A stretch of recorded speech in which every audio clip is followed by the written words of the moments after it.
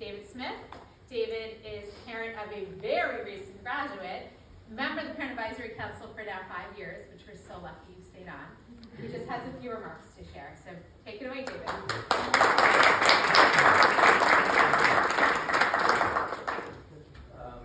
I'll try to project as best I can. I'm a little hoarse right now, so I'm so sorry. I'll do my best here. So hello all. As Sarah mentioned, I'm David Smith, and I'm here with my wife Deirdre over in the corner representing the Parent Advisory Committee. I'm excited to be speaking to you again. I actually spoke here 2 years ago at this same event. How many people were here 2 years ago? A few. So I apologize, I may be repeating some of the same themes, but for the rest of you, I hope any part of what I say will resonate with you.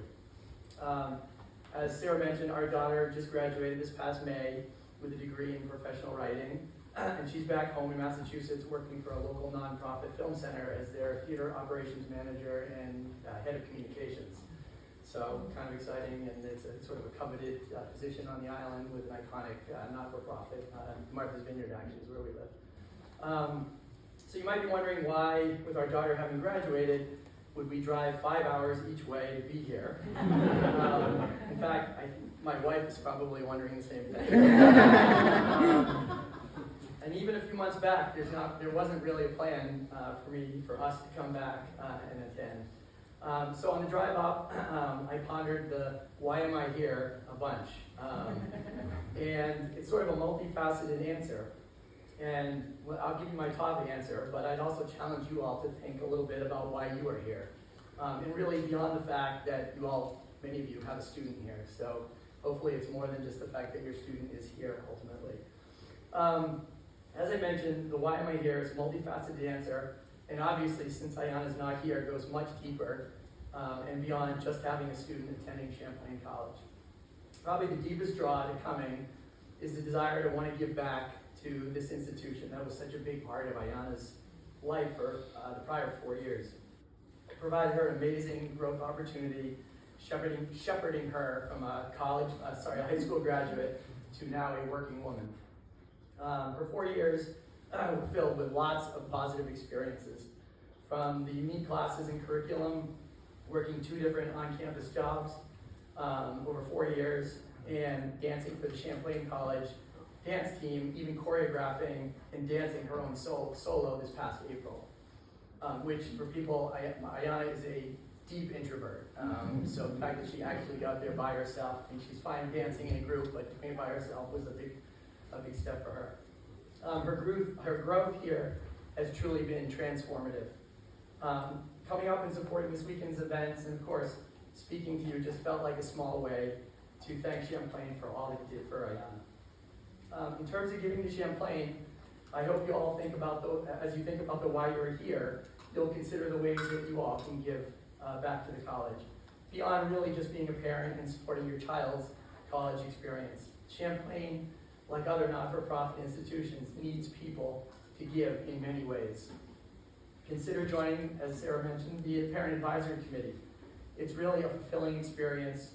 It deepens your connection to the college. It gives you amazing opportunities to attend special school events, to meet other parents, school administrators, including President Hernandez, and have a voice in some of the ways Champlain engages with its community, all without interfering and overstepping your child's space and their own experience at Champlain.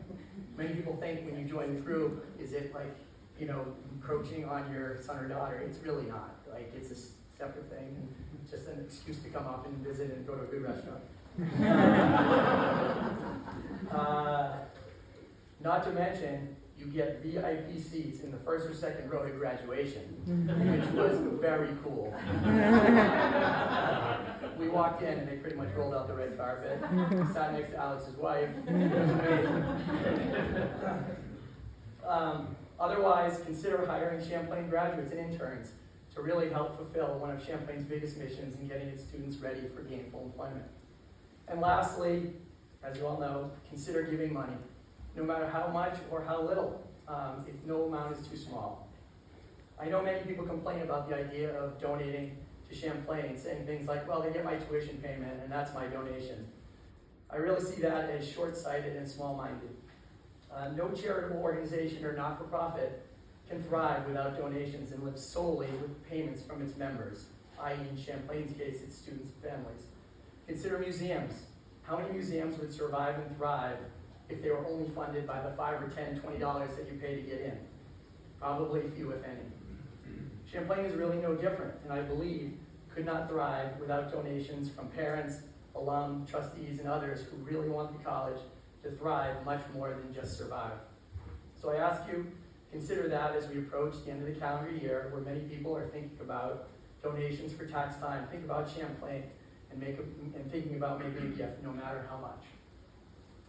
As I finished 2 years ago in my speech, I'll leave you with the same metaphor that I said then. So those of you who were here will remember it, but those of you not, this will be new. What Champlain appears to me. Champlain is like an amazingly large airplane that is flying in the air with so many different people who contribute to this airplane's ability to get off the ground, rise to its current elevation, and continue soaring onward. You have the pilot, President Hernandez, flying the plane. You have the trustees, we have one here, in the control tower, overseeing the plane's direction. You have administrators, a lot of you here as well, in the co-pilot seat. It's a very big plane. They're all helping President Hernandez fly this plane. Of course, the professors and support staff as flight attendants, grounds crew, and airplane maintenance who are making this plane ride for our students a great one, a safe one, and a very successful one. Of course, our students are all sitting in first class, taking in everything they can, and learning while on the 4-year journey. Side note, update, our daughter has successfully parachuted off the plane, landing with that aforementioned job.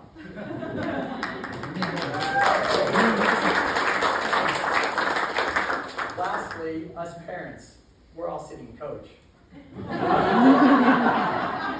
We're watching all that is in front of us, and if we just sit in our seats and we do nothing, we don't help refill the tank, we don't engage with the pilot, the co-pilots, the plane, it will likely still be okay, it'll probably get to its destination, but it won't soar to amazing elevations and record-breaking distances.